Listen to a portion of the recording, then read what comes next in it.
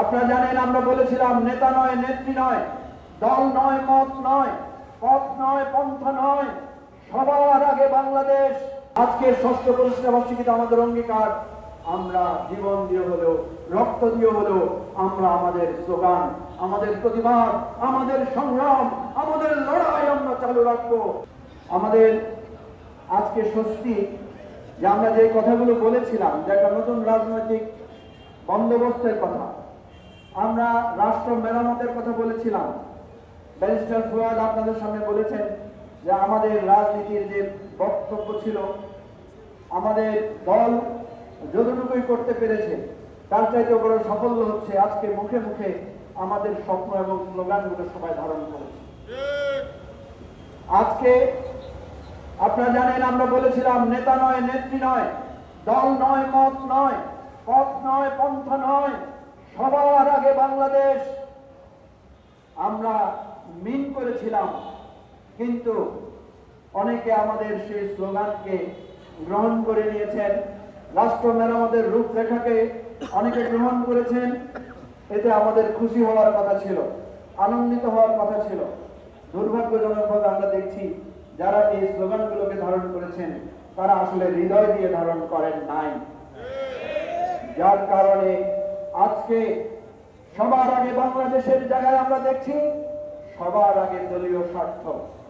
আজকে আমরা দেখছি সবার আগে নিজেদের কৌশল এবং প্রতারণার ফাঁদ।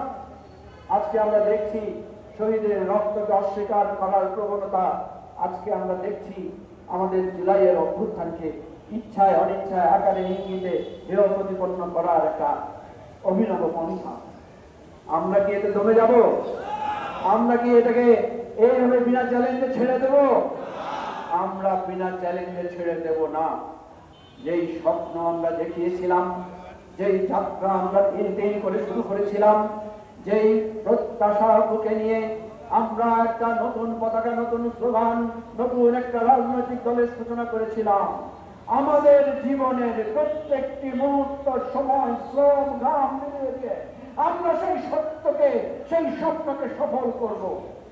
আজকের এই ষষ্ঠ প্রতিষ্ঠাবার্ষিকীতে এটাই আমাদের অঙ্গীকার। প্রিয় ভাই ও বন্ধুগণ, আপনারা জানেন বিএনপি সবসময় বলেছিল যে তারা আপোষহীন একটা দলের নাম।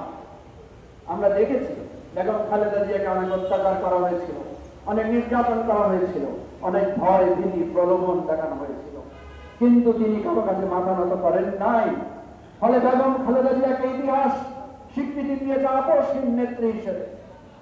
গত 15-16টা বছর আমরা যেটা শুনে এসেছি যে বিএনপির নেতাকর্মীরা গুম খুনের শিকার হয়েছেন, জামাতের নেতাকর্মীরা গুম খুনের শিকার হয়েছেন, অনেক কষ্ট ভোগ করেছেন, মায়ের বুক খালি হয়েছে, বোনের চোখের জলে বিছানা আঁচল ভিজে গিয়েছে।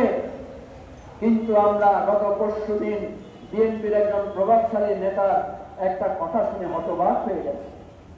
বিএনপি নেতা সালাউদ্দিন সাহেব বলেছেন ওনারা সব ক্ষেত্রে আপোষ করে শুধু একটা নির্বাচনের জন্য ওনারা নাকি জুলাই সনদে স্বাক্ষর করেছেন এবং গণভোটে সম্মত হয়েছে।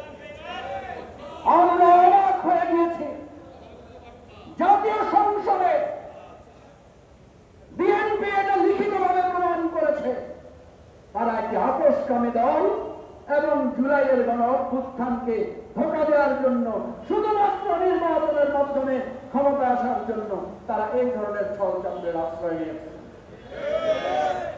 আমরা যদি দেখতাম বিএনপির নেতারা এটাকে প্রত্যাখ্যান করছেন তাহলে হলো কিছুটা আশা থাকতো, কিন্তু আমরা দেখেছি প্রধানমন্ত্রী সহ সকল বিএনপি দলীয় সংসদ সদস্যরা টেবিল চাপড়ি এটাকে আবার উৎসাহিত করেছেন। সুতরাং এটাকে আমরা নাম দিচ্ছি বিএনপি 2.0। বিএনপি 2.0 মানে কি? বিএনপি 2.0 মানে আমরা দেখছি যে বলবেন নির্দলীয় সরকারের কথা, বলবেন দলীয়করণ বিহীন সরকারের কথা, কিন্তু করবেন আসলে দলীয়করণ।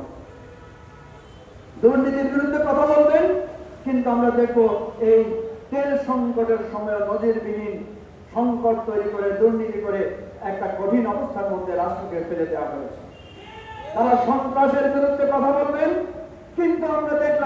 বাংলাদেশের প্রত্যেকটি শিক্ষা প্রতিষ্ঠান আবার নতুন করে দখল করার জন্য, আবার গেস্টরুম কালচার চালু করার জন্য তারা তাদের সন্ত্রাসীদেরকে লেলিয়ে দিবেন এবং সন্ত্রাসীরা থানার মধ্যে পর্যন্ত তার প্রতিপক্ষের উপর হামলা করবেন। এই হচ্ছে 2.0।